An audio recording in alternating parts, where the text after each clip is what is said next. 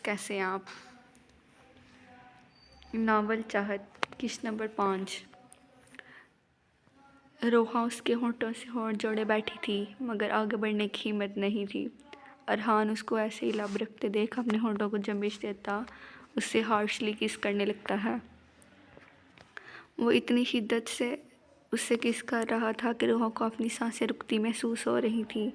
وہ روحا کے جبڑے کو کھولتا، اس کی زبان سے اپنی زبان الجھاتا اسے ڈیپلی کس کرنے لگتا ہے، جبکہ اس کے ہاتھ اس کے جسم سے اس کے کپڑوں کو جدا کر رہے تھے۔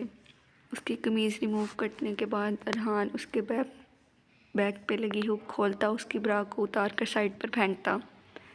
اس کی دھڑکنوں پر جھک گیا۔ ایک دھڑکن کو منہ میں لیتے وہ دوسری دھڑکن کو دبا رہا تھا، جبکہ روحا اسے مسلسل روک رہی تھی۔ اب وہ بہک گیا تھا، اب وہ کہاں رکنے والا تھا۔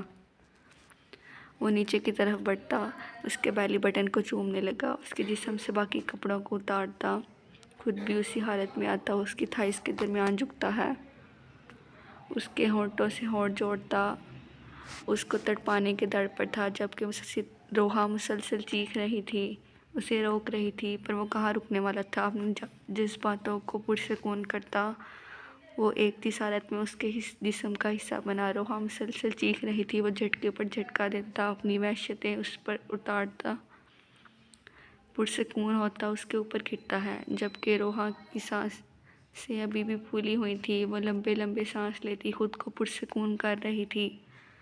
وہ جلدی سے اٹھتی، خود کو ڈریس اپ کرتی باہر جانے لگتی ہے۔ ارحان اس کو دیکھتا اس کے پیچھے لپکتا ہے، جبکہ وہ فلیٹ سے نکلتی چلی گئی تھی۔ ارحان فوراً ڈریس اپ ہوتا، کار کی کیز اٹھائے اس کے پیچھے چلتا ہے، جبکہ وہ فلیٹ سے نکلتی سڑک پر چلنے لگی تھی۔ ارحان گاڑی سٹارٹ کرتا، اس کے پیچھے جاتا ہے اور اس کو مسلسل آوازیں دیتا گاڑی میں بیٹھنے کو کہتا ہے، جبکہ سامنے سے ایک ٹرک آتا ارحان کی گاڑی سے ٹکراتا ہے اور گاڑی سڑک کے دوسری طرف جا گرتی ہے۔ اس اچانک اتفاق پر روحا کی چیخ بلند ہوتی ہے۔ وہ فوراً ارحان کے پیچھے جاتی ہے، اس کو گاڑی سے نکالتی، جبکہ اس کے سر سے فوارے کی طرح خون بہہ رہا تھا۔ وہ اسے لیے فوراً ہاسپٹل کی طرف بڑھتی ہے، لیکن اس کی قسمت اتنی بری تھی کہ سر پر شدید چوٹ لگنے کی وجہ سے وہ اپنی سانسیں ہار گیا تھا، اور جب روحا کو یہ پتہ چلا تو وہ بہت رونے لگی، چلانے لگی، لیکن اس کے پاس کوئی نہیں تھا۔ ارحان کی تدفین کی گئی۔ جب سے ارحان گیا تھا، روحا کی زندگی رک گئی تھی۔ وہ نہ کچھ کھاتی تھی، نہ کچھ پیتی تھی۔ نیہا نے اس کو بہت سمجھانے کی کوشش کی تھی کہ وہ اپنی زندگی کی طرف لوٹ آئے، لیکن ارحان کے بغیر اس کی زندگی ادھوری تھی۔ وہ ہر وقت اس کو یاد کرتی روتی رہتی تھی۔ ارحان کو گزرے 2 مہینے ہو چکے تھے، جبکہ روحا کو اپنی طبیعت خراب ہوتی محسوس ہو رہی تھی۔ وہ اپنے اندر ہوتی اس تبدیلی کو اچھے سے محسوس کر سکتی تھی۔ نیہا نے اس کو بار بار الٹیاں کرتے دیکھ پریشان ہونے لگی۔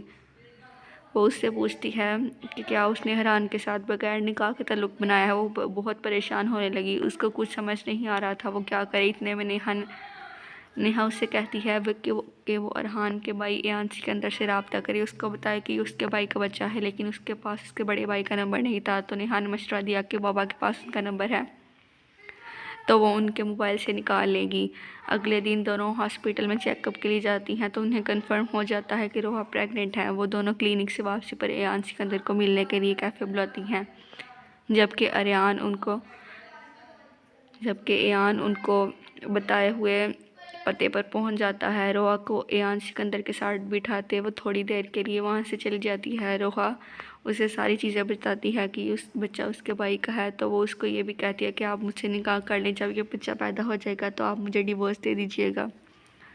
تب لوگ اس بچے کو ناجائز نہیں کہیں کہ ایان سکندر اس کی بات مان جاتا ہے، لیکن وہ ایک شرط رکھتا ہے کہ وہ نکاح کے بعد اسے طلاق نہیں دے گا، وہ اس کی بیوی بن کر ہمیشہ رہے گی۔ اسے شرط رکھتا، وہ اس کو سوچنے کا وقت دیتا، وہاں سے جا چکا تھا۔ سو ریڈرز، یہ ہے آج کی ایپیسوڈ 5۔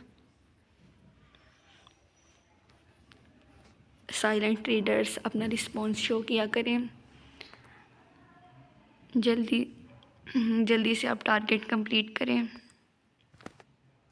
میرا تو ویسے گلا خراب ہے، میں ناول پوسٹ نہیں کر سکتی، لیکن پھر بھی اپنے ریڈرز کا خیال کرتے ہمیں ناول پوسٹ کرنا پڑتا ہے۔ اگر آپ کو ایپیسوڈ پسند آئی زیادہ سے زیادہ سبسکرائب کریں، کمنٹ کریں اور لائک کریں۔ ملتے ہیں اگلی ایپیسوڈ میں، تب تک کے لیے اللہ حافظ۔